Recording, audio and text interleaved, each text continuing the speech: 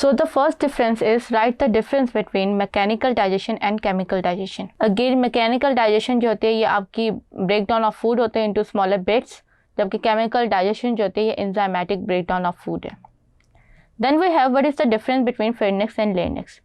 Pharynx is the cavity behind the mouth और larynx जो होता है हम voice box पे कहते हैं और ये epiglottis के पास होते हैं. Pancreatic amylase ये आपके starch digesting enzyme है और pancreatic lipase ये आपकी फैट्स की हाइड्रोलिसिस करवाते हैं.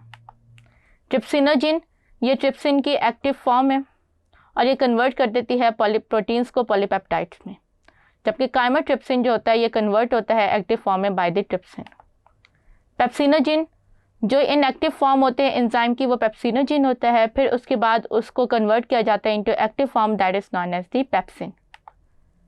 फिर we have the food poisoning. Food poisoning जो होते हैं ये डायरिया एब्डोमिनल प्लेन होती है जो कि अनडाइजेस्टिव फूड्स होते हैं जिसमें टॉक्सिक सब्सटेंस होते हैं, जबकि इनकम्प्लीट और इनपरफेक्ट डाइजेशन को हम डिस्पेप्सिया कहते हैं. बुलिमिया नर्वोसा जो होता है ये न्यूरोटिक डिसऑर्डर होता है जो कि बड़ी लड़कियों में होता है, और एनोरेक्सिया नर्वोसा जो होता है ये आपकी फूड की लॉस ऑफ एपेटाइट होता है due to the fear of becoming OBCs.